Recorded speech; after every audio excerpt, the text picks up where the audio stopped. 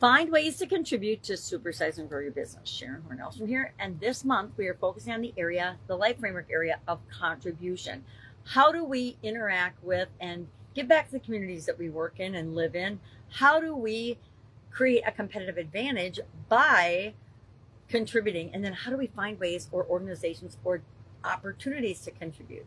I'm going to share Joe's story with you, and then I'm going to share a 5-step process that you can use to identify what it is that you and your organization can do to get back to your community, to get involved with your community, to actually find customers and clients, to tap into your core values and passions as an organization in order to create the business that you want and have the impact and the ripple effect in the world that you want. Because contribution is about more than just us and our companies. It's about the ripple effect that we can cause for good in the world and to make the world a better place.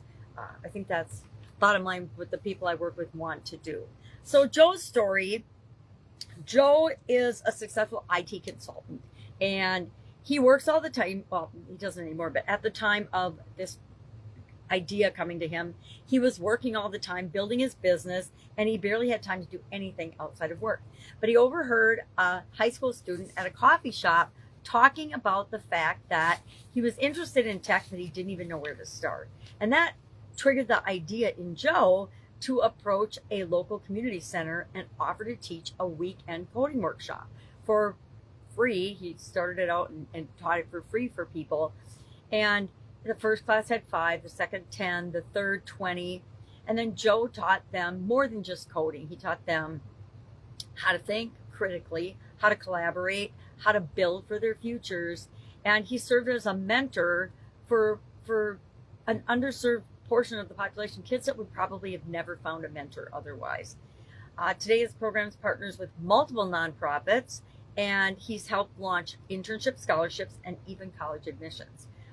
Key takeaway here is that if you look at your current career and skills and what you're doing, you may just reinvent yourself and find that your expertise is something that someone else can use. Excuse me. So what is this 5-step process? How do you go about finding your own way to contribute, or your organization's own way to contribute in a way that gives you a competitive advantage?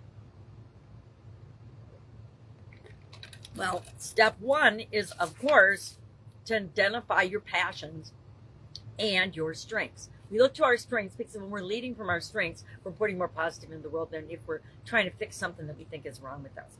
We ask ourselves, as an organization, not just an individual in this instance, what breaks my heart? What breaks our heart as an organization that's going on in the world that we can have some impact over? Or what makes us angry? Why do we go for angry? And what breaks our heart? Because people respond and take action more quickly on negative things than we do on positive things. What are some adversities or setbacks or challenges or roadblocks that our organization has had to overcome? Is that an area that we can help other people with? And what skills do we enjoy sharing as an organization? What are we really, really good at that we can help a lot of people by doing a workshop, by doing an online course, by doing, free webinars or speeches and things?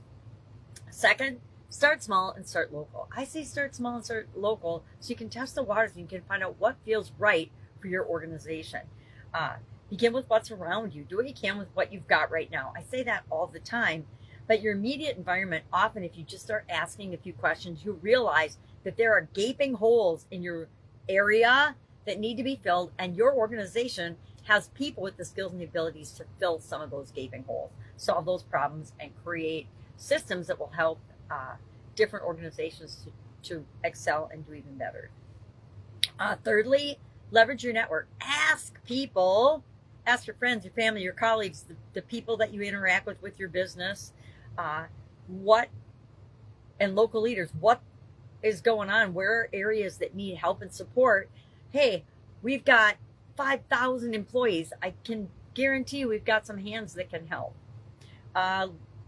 4, think beyond money. A lot of times we feel like, we just have to wait till we have enough money to we can contribute more money. But the truth is, a lot of things are much more valuable than money. Time, donating our time and energy, our expertise, our advocacy, our resources, our listening. Just sometimes we just need to listen and lend a listening ear, and that goes a long way for making a situation better. And then finally, step 5 is to stay consistent. Do something, see what happens, tweak it, test it, improve it, do some more, etc. Don't just quit or stop doing it once you figure out that you can make a difference in some area or aspect of your environment, your community, your world. Do it, and then keep doing it and do more of it. Why? Because we need everybody to be making the world a better place. So that's our topic for today. This is my take 2 of this video. This is much shorter this time around because last time I talked for nearly 10 minutes with the whole video muted. Guess what? Technology changes all the time, and I fall prey to missing a button, being legally blind. I guess that's my excuse. No excuse for it because I should have caught it, but I didn't. All right, if I can help in any way, hit me up and ask. Otherwise, today I challenge you to apply these 5 steps to yourself and your organization and say, hey, if we're not doing anything, how could we do something?